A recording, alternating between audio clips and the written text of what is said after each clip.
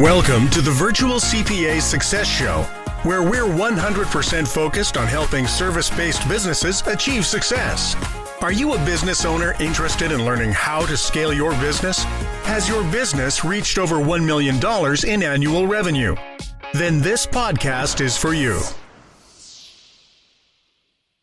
Hello, everyone. Welcome to today's podcast. Today we have Jamie, Jody, and Adam again here from Summit, and we're talking about the loan forgiveness on the PPP loans. So hopefully over the last couple of weeks, and I know they just issued some new money out there, but a lot of loans have been given to people for these PPP loans. And so we want to talk about how to get the most forgiven. So that's today's topic. And Jody, I'll start with you. What kind of expenses are included in that forgiveness?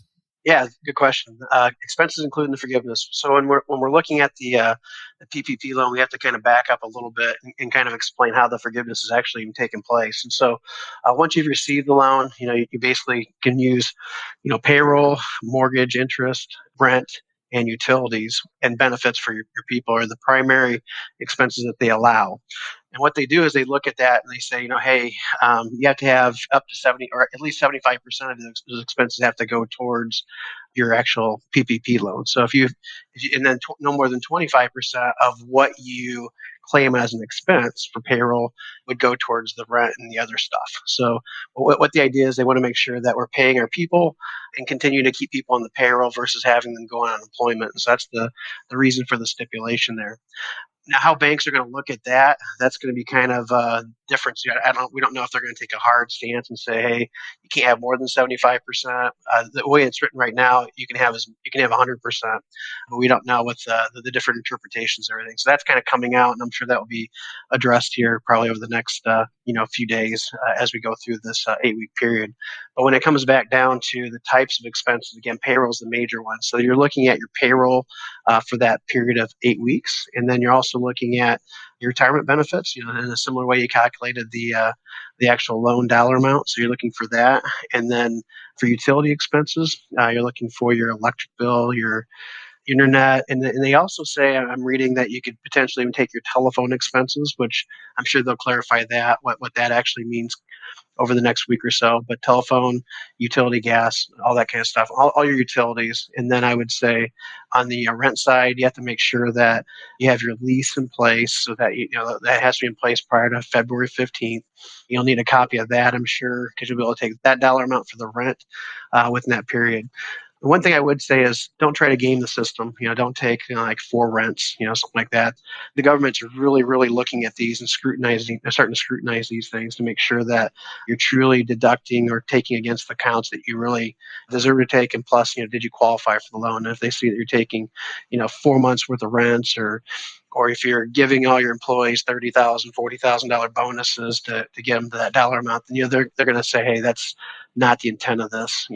Bonuses are allowable, incentives are allowable, but making sure they're within reason. Don't be crazy with things. Don't take 3 or 4 rents in a month. That sort of thing I think is really important. So I guess those are the expenses that I would look at. Do you guys have any additions or subtractions for me to that? Yeah.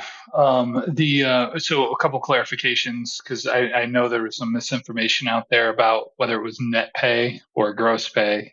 So definitely gross pay, right? We're all on the same page with it's gross pay, meaning not after. There were some banks out there saying, hey, you got to take it after their federal withholding. Not the case. The other thing is state unemployment tax qualifies, right? Mm-hmm. Yep. So your state unemployment, your SUI, if you're looking at your payroll tax reports, and then whenever you were talking about like employer benefits, like your 401k match, that's just the match portion, not the employee share. So make sure that's distinguished. And then your health insurance, and health insurance would include dental and vision. So anything that's like the section 125 would be included. So that's just the health, dental, and vision insurance. Those all go towards that 75% bucket, right? Mm-hmm. That's correct. And one common question we've got a lot is about contractors, and contractors are still not included in that forgiveness part, correct? That's correct. Originally they were, and then they decided, hey, that's not how we don't want to double pay them. So yeah, they took them out. Great. So Adam, we obviously listed off a lot of things there. So I think documentation is going to be super important here. So do you want to kind of talk about what we're talking about with our clients in terms of keeping all this documented over this 8-week period? Yeah, just really the payroll reports. We think that it'll probably be, to Jody's point earlier, he was saying don't run for rents. We assume that it'll be kind of accrual based, meaning it'll go by the pay period. I assume they won't make us like go out and change our pay periods to sneak in a payroll right at the 11th hour to get it into the 8-week window. So having your payroll reports, what we're recommending to all of our clients is to keep track of all these bills as you pay them, put them in a separate loan forgiveness folder. So as you're paying your utility bills, put them in there. If you get a bill for rent, great, put it in there. If you don't, just make sure that you have a copy of the lease that spells out like what you're, and of course, as Jody mentioned, it has to be a lease that was in effect before February 15th. Otherwise, that won't qualify if it's like a self rental and you've bumped up the rent since then. And then those payroll reports. And then we're also telling clients like just to track the forgiveness amount as they go. So it's really important to, we gave all of our clients a spreadsheet to track all this, but I think we're going to elaborate a little bit more on it and have the people individually, like, so week by week, even if you get paid bi-weekly, we'll have you break it down into a weekly basis, put the hours down, put the dollar amount, and then that way you can track your head count for the 4 weeks and track your totals. And then the supporting documents for that will be the payroll forms. The problem is, of course, is that the banks will have all their own, every bank will have their own form, their own requirement. So don't think you're going to get out of anything by doing this. The nice thing is you'll already have it kind of figured out and you'll already know what your forgiven versus unforgiven portion of the loan will be. And then you can just, enter it really quick on their form. I think with that point, like the tracking it as you go is super important. And I think, again, Jody said we don't want to be gaming the system, which all three of us agree with here. But at the same time, you want to make sure you know where you're at. So if you're in week 4 and forgiveness is a lot less than you think, and you're thinking about making a hire at that point, it can help you make an educated decision there. Well, okay, what is this hire going to do for my forgiveness, or other things like that? So it is important to make good decisions with this loan money, but you don't necessarily want to game the system as well. Yeah. And I think in terms of like the bonuses are really important because whenever I don't know about the two of you, but what I'm seeing with my clients is there's like a small unforgiven portion just because for those clients that don't have a high amount of rent, because having 25% is nice for rent. But if you're not in a high rent district, it might be one of those situations where we're just naturally going to have this built-in unforgiven portion, which for some clients, as we know, the unforgiven portion is a loan. It's deferred for 6 months and then it turns into a loan paid over 2 years at 1% interest. So kind of a good deal, but one of those things where we'd prefer to be forgiven. So the bonuses are kind of a big question mark, I think, for a lot of our clients. And as Jody mentioned, I think it has to be kind of a normal course. But we know we also can't pay an individual over that 8-week period over $15,300 and some dollars. Correct. So it's not like if somebody was already on pace to make $80,000 a year, you couldn't give in, they were going to make 13 grand or whatever the dollar amount is. You couldn't give them a bonus that's going to exceed that anyway, because it's not going to qualify. So yeah, you could definitely still give them the bonus, but only part of it would qualify. Yeah. I guess is what we're seeing there. Which obviously we don't want you to game the system there. So the 15,000, that 8-week period, is really the maximum. 15,000, I think it's $350 or something like that, is the maximum you can make in that 8-week period. So even if you started somebody, halfway through the year and their commission ramps up or down, 15,000 is the max that they can make in that 8-week period. So that's real important to understand the way that the guidelines are written right now. Who knows? They may come out and revise those in the next 8 weeks and have better clarification on what they have. But for right now, it's simply that 15,003, I think 350 for 8 weeks. Are you two having clients like ask contractors to jump on the payroll, or how are you, getting your head count up and your Again, gaming the system. If they're on payroll, if you bring them on payroll, guess what? They're going to stay on payroll from here to eternity. So if you do something like that, great. The IRS, I'm sure, have no issues with that because they'd rather than be employees anyways. But they would continue on only as employees after that pack. Oh, the other thing I wouldn't do is I wouldn't raise all their income and to maximize your forgiveness amount and let them go in week 9. That also probably wouldn't be a great idea, just because, again, gaming the system there. So the idea is keep them off unemployment. So you just have to be real careful what your actions are within that 8-week period, because the worst case scenario is I don't really know what the worst case scenario would be if you got caught trying to game the system. It would be not very good. You'd obviously have to repay back the entire thing, and I'm sure there'd be major penalties assessed, and I'm sure that it would not be a good situation for you. So don't do anything really stupid. Don't give yourself some really big bonuses during that period. Play it out as you normally would, from a day-to-day perspective. Yeah, I think back to your contractor question, Adam, real quick. I think what I've been doing is, again, not gaming the system, but I have several clients that have had contractors. They've been thinking about turning into employees anyways. And so, my advice to them is, hey, if you're going to do it, this is the time to do it. Might as well get the benefit for them, because you're going to obviously move them into an employee, which you were thinking about doing in the first place, and you'll get more of this forgiveness. So I've had a couple of those conversations with clients that I was aware had those type of contractors. And I think it's also important, like maybe you do have like a little short stint project that you want to get accomplished over the next like 3 months. Instead of hiring a contractor to do that, it's just a short-term employment engagement. You know what I mean? Like they know going in that I only need you to complete this thing for 3 months, and then it's on the payroll. It helps with the head count. It's covered under the forgiveness portion. The other more creative thing that I've seen for people that are, maybe applies more to like hourly folks or people that are on the front lines is hazard pay premiums for hourly folks that have, make sense for people that are, maybe not on this listening to this podcast, but, that's one of those things you hear circulated as well. And I think that could go for anybody, not just on the front line, but anybody coming back to work and they're not 100% sure they want to come back to work. You give them an incentive to come back, a financial incentive, just because maybe they feel, even if you're working in an office, that hazard pay, could be justified in that case. Yep, definitely. Okay, so Jody, could you touch on the timing of the forgiveness for us? So I know that obviously there's the 8-week period here, but if I want to get that forgiveness, what are the steps I'm going to take, and when do I need to take those steps? Yeah, so I guess right after the 8 weeks, you need to then approach the bank and start gathering all your information. Ask them what the information that you need, and that's going to vary again dramatically from bank to bank. I guarantee it.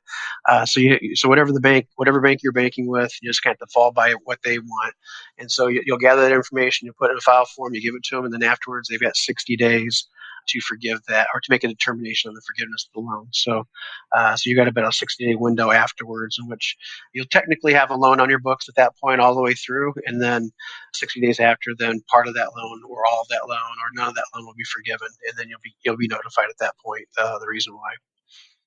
Okay. And then once you know what's not forgiven, how are we recommending people work with that the difference right there? So Adam, I'll start with you on that. So if I have a $200,000 loan and only $150,000 being forgiven, what are we recommending doing with that $50,000 difference there? Yeah, just that's a client by client determination. But in some instances where they haven't been as impacted, there might be an opportunity there to pay that back is probably, the first one.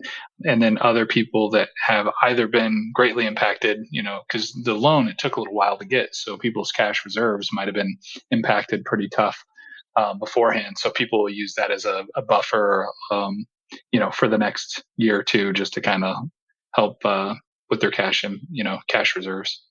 Yeah. And I would also add to that, there's so much uncertainty out there right now, even when people are coming back, just because you're cash heavy now, potentially, or maybe you're in a position where you think, I don't need this money now, I'm going to go ahead and send it back. I would probably still hang on to it for a little bit, because there's really so much uncertainty. You really don't know how things are going to be impacted 2 or 3 months down the road. You might end up needing that money. So I wouldn't necessarily put yourself into a hole, but keep it there, because it's such a low interest rate. 1% is very, very low.